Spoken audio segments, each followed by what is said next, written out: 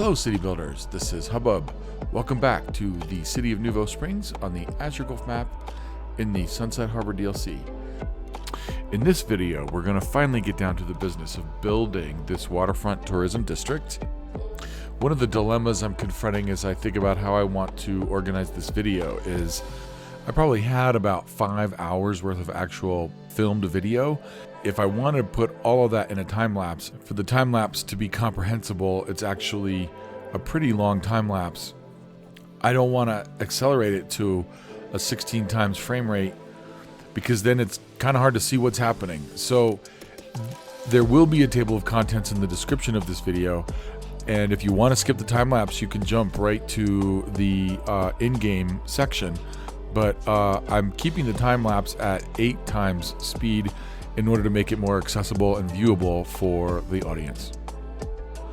First, though, I'd like to draw your attention to this cluster of buildings down front, because I'm sure you could see as we were looking at the bird's eye view, I hadn't actually built anything in yet. The road layout is there, but haven't done any work on the build itself. So these are all the assets and buildings that I'm wanting / thinking about / planning to try to integrate into this build on the other side of the map in the area that we've done all the work in so far. To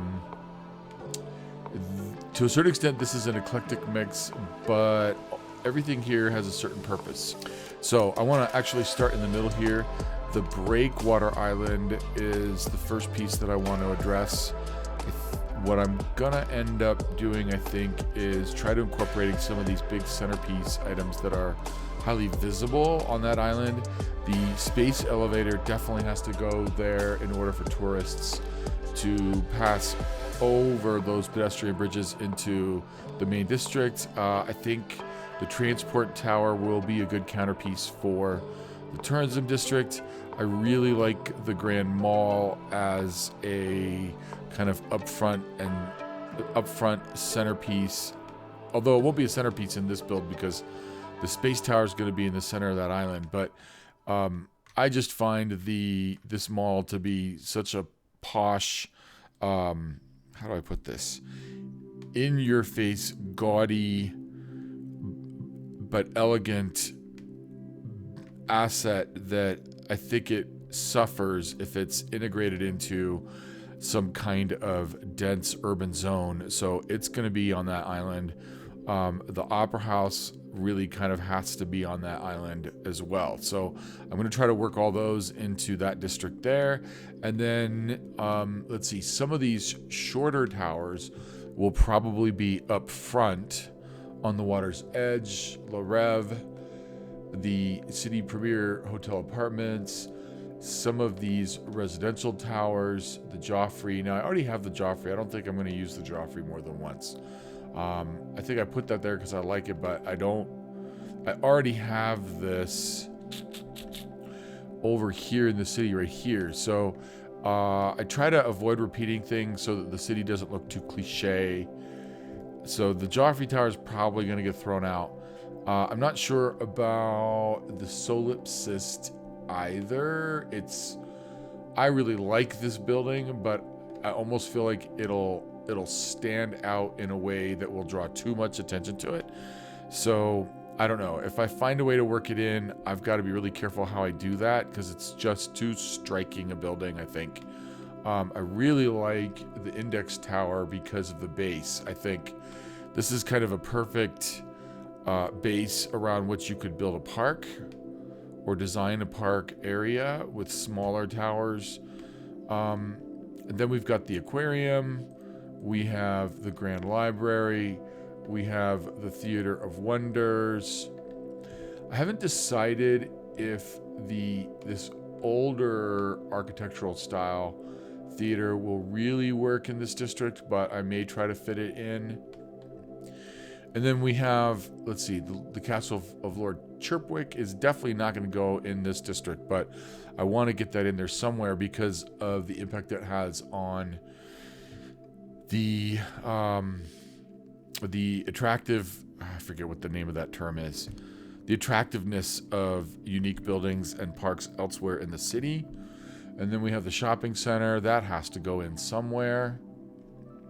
And then have all these residential buildings that function as towers. And so I forget exactly what this asset is. It's lost its asset name in the game. But these are all buildings that I think will work right down on the waterfront because they're shorter. So the taking kind of a layered approach here. Those shorter towers are going to go down right here, and then some of those taller towers are going to go one layer in, so it'll have kind of a building effect. Let's see, is there anything else to touch base with here? I really like the Opus here, so I want to find a place to put that in. I know that the Tokyo Towers might be kind of out of place, but again, I really like this building, this asset. And then we have these flat cosmopolitan towers. We have the luxury hotel. We have some of these shorter flat towers. And then, of course, I have to get the Colossal Order building in. Now, these three are not here because they're from Dubai. They're here because I really like them. Now, it just so happens that Dubai is part of the inspiration for this build, but I really like these assets, so I'm going to try to fit them in somewhere. And then I guess the other piece to notice here is I am trying to work in significant number of, why am I not pulling that up? Significant number of residential buildings and commercial assets. So this has a 220 capacity, what's the word I want? 220 capacity residents. This has 300 capacity residents because you see I've got to flatten my Rico curve here. But then some of these are just really gorgeous towers. So the Tower Verre, I can't roll my R's very, very well. I just love the angularity of this tower. And then this, the Damac residence, I don't know if I'm pronouncing that. I want to pronounce it Damac, but I don't know what, I have to do some research on this one to figure out exactly where it comes from. But this is just, I think it's a very sleek, modern building, so that needs to go in, as well as the Blue Tower, as well as Ocean Heights. So I think all of these kind of go together in terms of how modern they look, the color scheme, the sleekness of their lines. So these buildings are what we're looking at for the totality of this build. The general game plan for this video is time lapse, about 15-minute time lapse, followed by in-game tour. And that in-game tour will look at some of the things I'm really happy with, some of the things maybe I'm wondering about. And that'll lead us into a laundry list for all of the mini projects that I'm going to have to undertake going forward, because there is just a whole lot that still has to happen in this build. So, thanks very much for being here, and I'll see you on the other side.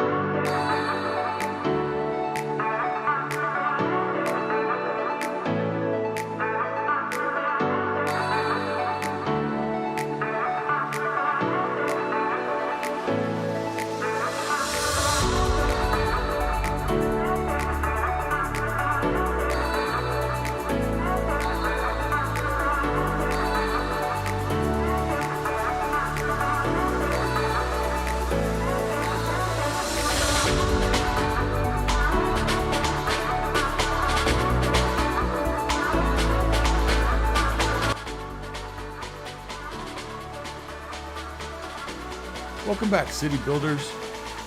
I thought this might just be the most enjoyable way to enter this new build. The towers you see on the right side of the screen have been there for a very long time. The towers you see on the left are the cumulative work of about 5 hours of city building on this newly developed waterfront. We're going to curve to the right here a little bit, and then the ship's going to take a jig to the left. Better. There we go. I thought this would be a pretty cool way to check this out as we discover this new build. In the front, we can see the peninsula with the harbors, the space elevator to the left of our screen, Opera House to the far left. Now Colossalus is about to come into view. The transport tower. Oops, these ships have no problem cutting through each other. There's no rules of the road in the ocean in Cities Skylines, that's for sure. Let's see if I can reorient this Oh, and I lost the ship. Doggone it. That's okay. All right then. So let's just pan up and take a view from the water's level. This majestic new skyline that we're coming into. You'll see, so over time I've discovered that the harbor to the right is a little bit more popular than the harbor to the left, but every once in a while the harbor to the left gets its fair share of tourists.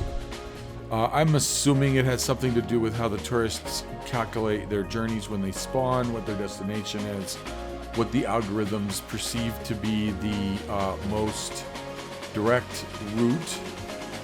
But let's just pan in a little bit closer. Now before I pan in any closer, I'm just gonna pan to the right just a tad. So during the build, one of the things I did do was move this lighthouse from this promontory over to this one so that it's a little bit more visible from the sea lanes and can actually be used as a navigation device. Now, you'll see when we go into the night phase, this lighthouse is actually not a working lighthouse, but I found some lighting props in the workshop. You can see them at the base right here. Looks like that one needs to be reoriented just a little bit, but these are placed so that when at night this will be well lit and possibly even function as a navigational landmark. So I think that's kind of cool. And this is a nice perspective to view our peninsular breakwater. We have the Grand Mall up here front and center, and then behind it the space elevator, further behind it the transport tower, and then the Opera House. So I think this has come in pretty well. If I slide down in front of this and pan over this way, you can see the Dubai station, or at least one of the Dubai stations on the waterfront inside the island. And then we're gonna scan a little bit. I like how this turned out. I ended up making some revisions that I think cleaned it up a little bit. At least the very front edge of this skyline makes it look a little bit cleaner in terms of uniformity of the aesthetics of the buildings, but also it's not quite the flat uniform front that was showing up in the time lapse. And I think I mentioned in the voiceover that I was going to come in and work on this in any event. So that's what I did. Let's see. Now I want to come out of cinematic mode. And let's see. Let's turn off all of our labels so we can look at some details here. Now the space elevator right now, we are seeing 946 in the last week. We have seen over 1,000. I'm not going to complain about 946. This is really nice traffic in my view. You can see now tourists are coming out, then they're crossing this bridge. Same on this side. And so this park is generating significant revenue. Now that also includes, I don't know if we have any ships coming in right now. We might try to catch this when we have ships coming in. There's one right there coming in. Where's he headed? Doesn't, oh, he's headed over there. Interesting.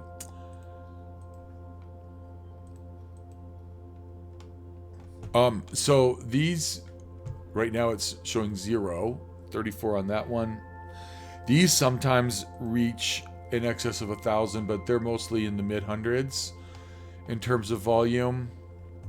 Let's see, the Grand Mall here is at 39 tourists for the week. The Transport Tower is at 34, looks like 43 for the Opera House. Colossalus is pulling 36. I don't think those are bad numbers. There's a whole lot for tourists to be aiming for in this build. Let's zoom in here. I love watching the tourists come streaming out of the harbors. So we're going to see about 100 tourists come pouring out. Looks like a lot of these folks are heading into the waterfront. Some of them are going over to Colossalus. And so they're going to hit that gate. 37,000 at this point this week. Let me speed this up a little bit. So every once in a while, I'll see the dollar sign on this breach, 60,000 simoleons. For the most part, it ranges between 30 and 50, and it kind of depends on at what point during the week I actually click on it. So let's see. Yep, so already we have a few more, but I'm not going to belabor that too much. Now, tourists are going to cross this bridge, and a lot of them are ending up at, now you can see, this is what I think is kind of cool. Watch this. So there's 1, 2 pocket cars, 3 pocket cars. We're getting 4 pocket cars. We're getting a few pocket cars, but now check this out. 846 passengers on this monorail train in this week. So I'm pretty happy with how this is working. In a couple minutes we've seen, so there's 3, 4 more. But by no stretch of the imagination do I have a quote-unquote pocket car problem here. Now, as I pan in a little bit closer, you'll see this is one of the things that I was most surprised by and really excited about. I added in this diagonal collector that's taking us from the waterfront and this monorail station straight into the central plaza. And I was worried about how well this traffic circle might handle any traffic. It's actually not getting that much volume of traffic, and it's doing just fine. I've never used this roundabout public sculpture before. It's actually, I think, just in the right place for this build. But what's really cool, what I'm loving with this is, look at all the bikes on the bike road, on the bike paths. All these bikes. Now that's not as many as I usually see. Sometimes we'll see gaggles of bikers coming through. So this asset I found in the workshop, I'll have to look that up and figure out. I'll put in the details for the video where I found that road asset. It's not part of Network Extensions 2. But then we continue. I wanted to continue the diagonal line here. I did not realize until I was looking at it just now that park path is just a teeny bit askew. It's straight. Well, wait a second. Is it? It is askew from the road. So let me see if I can just pull this just a little bit over. I really wanted to have a nice straight diagonal line going all the way into the center. Now, we're not done with this by any stretch of the imagination. You know, as I said before earlier, I was not trying to replicate Dubai, but kind of inspired by Dubai. Michael Beach, and he has this whole series of Mike looks at the map. Mike looks at maps, and so he does an episode on Dubai, and it's not a dishonest episode, right? The title of the episode is Dubai, an absolute mess, and he talks about urban planning in Dubai and how it's because the city was built practically overnight in figurative terms. It's kind of a mess. And one of the things he says about Sheikh Zayed Road is there's nowhere to get off and look at things and enjoy what you're experiencing. There's just all these towers along the highway. And I was thinking about the irony of that, and in that this build, it's almost the same thing, right? I've got these residentials up right on the water, which I'm happy with. There's no park space here. I'm going to come in and beautify all of this, but there's no real buffer between these buildings and the water's edge. I don't think there's necessarily a problem with that aesthetically. Some people might object to that, and I wouldn't dispute if they did. I think to a certain extent that's a subjective taste. But then we've got this freeway coming through, and I have the entrance, this entrance and exit on one end.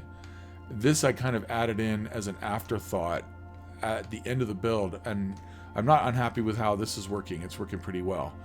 And then on the other end, another diamond interchange here, exit entrance point. Okay, but the highway itself is kind of lonely. There's a good deal of traffic. Most of this traffic is coming through to this roundabout to deliver commercial goods. There isn't much passenger traffic on this road. And then there is some through traffic. Where am I at? Let's see. Oh yeah, there's some through traffic coming off of the Trumpet over here, but a lot of this traffic is coming underneath the hill over here. But nonetheless, because I'm criticizing the work, I like it. I do like this. I think it looks pretty cool. I might take a ride on a car down this stretch. It looks pretty dope. And when at night, it looks pretty good too. So let's see. Now, a little bit more about the buildings. I knew I was skipping something. I bounced past all of this. A little bit more about these buildings on the front. So I ended up thinning out the selection so that we're really relying on the Jumeirah Beach buildings, and then I did a lot of copying and pasting of the high density self-sufficient residentials from the green DLC. I think these make perfect waterfront condos, and by limiting to those two themes, I think it makes this waterfront look just a little bit more coherent. Now, there are some extra buildings in here, the 1000 building, the Rolex Tower, what is that? City Premier Hotel Apartments. I put in at Kilburn, and then we have the presidential towers, and that's just to add a little bit of variety, so it's not too boring, but for the most part, I think this works. One other thing I did, because I was a little bit frustrated when I had them all lined up along that road on the inside, I had this flat front and it just was not working. And so what I did was I came in with this zonable pedestrian promenade from Network Extensions 2, and I'm pushing these off of that main road. And so some of these buildings are rotated and actually anchored on these roads that are coming off of this main collector here. And I think that by rotating the profiles, it helps create a more variegated, less uniform front, which adds, I think, to the aesthetics. Then we have a slightly higher, obviously a higher peak of towers just inland the highway. Let's see, I've got I forget the names of all these towers. We have the index tower right here. At some point, I'm going to come in and beautify all this so that it kind of complements the base of this building, and then accompanying that building on this road, Suafa Tower, and then the Opera Grand, Marriott Hotel. Some of these are commercial, some of these are residential. That's what I need in the Rico. Still. the Dalmach Residence, HHHR Blue Tower. Now this one here, so originally I was using the Euro Marine, and it just didn't look quite as nice. It didn't fit the color schemes, and there were no lights at night. So I found this in the workshop. It really has a very similar color to the Jumeirah Beach Towers. And this is from Bangkok. It's actually a project that I don't think they've started building it yet. I was looking at Google Maps, and I see a plot, I see a label, I don't see any construction yet, but that's one of the centerpieces here. And then I'm using the West 57th Tower from New York City to kind of counterpoint. This one's just a teeny bit taller, but it balances the skyline out. I don't want to have one building that kind of pulls everyone's eye to it. It just doesn't look as nice to me. Then we have Ocean Heights,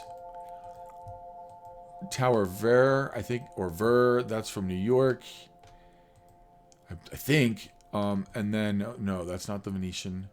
Marina Torch, and then at the end anchoring the Chase Manhattan Plaza. Now, on this end, I was playing a little bit with the perpendicularity and the linearity of these buildings. These are the two Sheraton Towers. Originally, I was trying to plop them here, but they were taking up so much length on the waterfront. I didn't like them there. And so we have the two Sheraton Towers right here. Those are heavy, heavy, heavy residential. I really need all those people in there. And then the Venetian Hotel Tower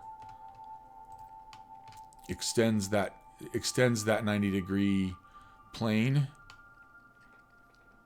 And so this Chase Manhattan is oriented to kind of accentuate the line of these buildings here.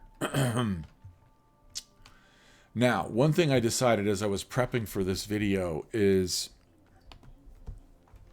one of the things I need to work on that I think I'm going to do is, I was trying, to a certain extent, I try to avoid fade, but I was trying to fade a little bit and create some competing towers with zoned buildings. And these residentials are just obviously not tall enough to compete with these buildings. So I do think one thing I'm going to do here is this is going to become its own district, and I'm going to set it as an IT cluster and get rid of all these residentials in here and replace them with offices, because the reality is if we take a look at some of these IT cluster office towers, these I think will complement and compete. They're much taller than the residential buildings, and so those IT towers will work better in here.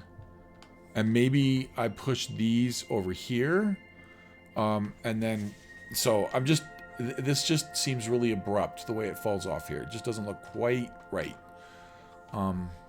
Let's see. Now, I really like the Tokyo building here, so I had to put that in. And then the luxury hotel. This is the right place for a hotel. Heavily tourist downtown. As we cycle a bit further back, you can see we've got the stadium here for entertainment purposes. We have this old theater, which I think is right in this part of the build. It's a bit less modern. You could say it's a historic building, or it's, I don't know, modern for its day, but it works here for me, in my opinion. And then the Infinity Resort Hotel.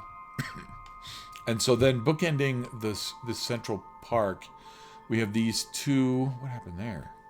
Interesting. Okay, that's some glitching. These two stadia that I've pulled the campus district over here. So, come on. What happened here? Hold on a minute. Why are they not showing up? There we go. So I pulled the campus district over here so that these are actually accruing income under the campus. It enhances their winnability. These university campus sports structures never lose when your budget is turned all the way up for varsity sports. So I've got these turned all the way up. I maybe don't need them quite that set all the way to the max, but I have so much play in this budget that I'm still, the treasury still hasn't stopped topping out. So at this point, we're making loads of money in this city. So I can afford to be a little bit inefficient. So this, I believe, is a basketball team. This was a asset I found in the workshop. And then this is the aquatic center. Now, the park. I'm not done with this park. I keep looking at the Versailles Gardens, and there is a garden in Thailand I keep looking at. I'm going to do some significant foliage and vegetation in these empty spaces in here. I might get rid of these vanilla gazebos. I'm not 100% decided. But what's funny here is originally I was playing with asymmetry because you could see where this asset is located. There's a little bit more space over here. And when I first put this in, I was thinking, how does that look if I make it off center? And it just wasn't sitting right. But I still wanted to keep the experiment going. And then I forgot. This was part of the plan from the get-go. The Utopia platform mall by Quad it actually anchors right here on this road. But we have these underpasses. And it's this really gorgeous modern structure that has made this into a symmetric park layout. Now, the other thing is this breaks up the symmetry, but a hospital's right for this downtown area, and the whole city needed some additional medical support. So this is an add-in. It may not be the best choice to break up this park symmetry, but I also think it kind of bookends the park on this end in any event, so it's not bad. And then, spent a lot of time demoing commercial buildings as they came in to make sure I got just the right commercial buildings on this side of the platform, the platform mall. So that's that. And then, let's see. Okay, so what else am I forgetting? To the left here, I started with a base 8x8 grid, and you can see as this has progressed that in some instances I've broken that grid. I'm keeping the 8x8, like for example, right here I'm adhering to an 8x8 grid. Here, I'm adhering to the 8x8 grid. But then, in order to put this asset in order to put these two assets in order to put the elder care and the child care in, the small park, I knocked out a couple of these through roads. So we still have the same basic superia structure, super block structure here, but we've lost a couple of the through roads. It's really okay. I think it adds some personality and character when you break up a grid a little bit. And then similarly, this road is curving through, and that's an arterial, and then this collector is cutting through diagonally. So, and I don't know if you could really say it's a collector because I do have it zoned. But I did this over on the original plot over here where bringing the roads diagonally, this is not Hong Kong by any stretch, but what I love about looking at the Hong Kong skyline is the city is so old that the street system is very asymmetric and ungridded, and so as those high-rise buildings rise, there's this very uneven, picturesque effect. And so the same thing over here, kind of replicating the unevenness by bringing that diagonal road through. And then this, I kind of just lucked out into doing something accidentally cool, where I dropped this park in, and then I was looking for another place to put this cemetery. I had this on the other side. I moved it. And I had also put a high school, elementary school, services, and then we have a library here. So this is a really cool central services zone for this whole dense residential district. I'm not completely sold having these. Oh, looks like I have stoplight I have to turn off. I'm not completely sold having these commercial buildings bookending at the end here, but at the same time, that's probably the best place for them to be. Forgot about that. Now, do we want? Nope. We turn that one off too. Let's get some yield sides in. How did I pull that off? That's interesting. I thought I had done everything. Okay. So that's this end. Again, I still need to go back in and do greenery and more detailing and more beautification. This is all in the raw right now. Very new, not finished by any stretch. But at least 5 hours worth of work in this whole build. Probably closer to 7. Now on this other end, this needs a complete rework. To a certain extent, so but I'm not unhappy that I've placed, looks like we're in an autosave. I'm not unhappy that I've placed these particular buildings, the Opus, the Aquarium, I think this is the Grand Library, and then the Theater of Wonders here, but something is just not right, and I think it's the way I've laid this out. Part of it has to do with cluttering things up with all of these zonable buildings, which are not necessarily a bad idea, but I have this grand traffic circle. If you're driving that and what's interesting here is you can see the Theater of Wonders from the traffic circle. You can see the no you can't, because these buildings are blocking it. You can't see the Grand Library from the traffic circle. You can't see the aquarium. So I think what I need to do is resituate these buildings so that these major structures are oriented around the traffic circle in as circular a way as I can get. And then these taller structures, these high-rises, can be an outer circle. I like them over here. I think they look nice. These create a nice 90-degree angle here around the Grand Library, but something still just doesn't feel finished for me with all this. I have a lot more work to do on this end of the build, but anybody who may have seen the teaser I put up a little while back will recognize the Colossal Order office towers next to the Dubai station right there. Okay, so then, let's see, is there anything else I'm forgetting in this overview?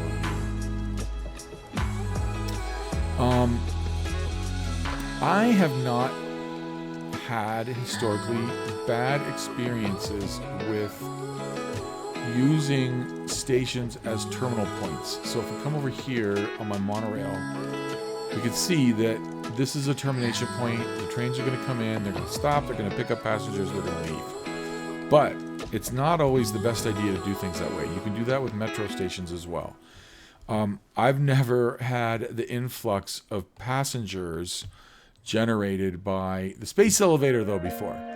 There's 664 in that station. We've seen 1,600. I've seen in excess of 2,000 passengers coming through this monorail station. When I first set this up, viewers may recall, I had this coming in to this part of the park, and I was going to build the park around it. And I had the monorail coming in and then going out. And as soon as I turned on the space elevator, I had a problem because I had this cool little Y. The trains would come in and then they pull out, but the trains were getting backed up. And the reason was when you use the station like a terminal point, like the one on the other side of the Gulf, they only pull in on one track. And so they're all sitting waiting for that train to empty and fill up and then leave. By attaching the track on both ends, then trains coming this way come on the right side. So the trains come in on the right side as they enter the station. And so I had some difficulties managing passenger flow with the original layout. And so off camera I had to fix this. So let's see, some other laundry list things as I'm wrapping this up. Let me think. I do have some more development that has to happen. I'm thinking amusement park, maybe over here and or here. These are going to be parks. I just haven't decided what to put in, because I was also thinking about putting amusement park up here, but a roller coaster along the coast here might be kind of cool. Now the thing is, this feels more like a civic center park with these battlements, so this over here might work better as an amusement park. But I may have to split it up because there's a lot of assets in that amusement park. I may just have one amusement park in 3 different locations with a main gate somewhere. And then I have to do, as you can see, there's beautification and development that has to continue through this whole build. I need to figure out what to do with some of the empty green space on the peninsula itself. Oh, now there's something I forgot to show off. I did come back in and re-add this, what do we call this? A toll booth. I'm thinking of it more as like a security gate. Sims have no way to get off this island without going across these pedestrian bridges, but to maintain the illusion of security for workers that come into this is a high, if you're living in the modern world where terrorists want to hit stuff, that doesn't happen in Cities Skylines, but this is a rich target area, so we need some security. So I put this in off camera. Kind of happy with how the foliage here came out. Obviously I need to stretch the foliage around. It looks a little bit unusual right there all by itself. Also, if you take a look at the original Kaitak Peninsula, this space in here will be perfect for marinas. So I need to add some marina fixtures, some park fixtures, some park water fixtures, because here's the thing. This quay wall is designed for pedestrians to travel. I don't see any right now, but I have seen Sims walking on this path. If I put some assets in here as a marina, that'll bring more Sims onto the quay wall. Let's see. I need to do something about this glitching over here. I don't know if I can, but I had to add a normal quay wall right here because, as I mentioned, pedestrian path on the top of this quay wall. If I leave that open, then Sims are going to start walking off here to get into the city, which I don't want. I want them paying to get into the city. I don't have a problem with that. I think all the investment that's gone into this build, in terms of the expenditures, need to be offset. This is where we're at, everybody. I'm happy. This is, I think, one of my more successful builds. I think it came out really well. I still have a heck of a lot of work to do for beautification in the whole city. But here's the funny thing. Property values over here just skyrocketed because if you're living in one of these houses, you've been looking at a bare shoreline. You've been looking at industrial traffic. Now you have this beautiful view from these houses. So these houses, I'm sure, have skyrocketed in value. I just love this game. Sometimes it seems like you can't do anything that's not pretty in this game, but I'm happy with how this whole concept evolved, how it came out, how it turned out. Like I said, I still have quite a bit more work. We have to develop up in here. I got to figure out how to locate Lord Chirpwick's castle. We'll figure that out in another video. So that's it. I want to thank you very much for sticking through this whole video. Now, if you missed the time lapse, that's okay. If you stuck for the whole 45 minutes, thank you so much. All right, so as we wait for the sunset, I want to thank you for watching. This is Hubbub signing off.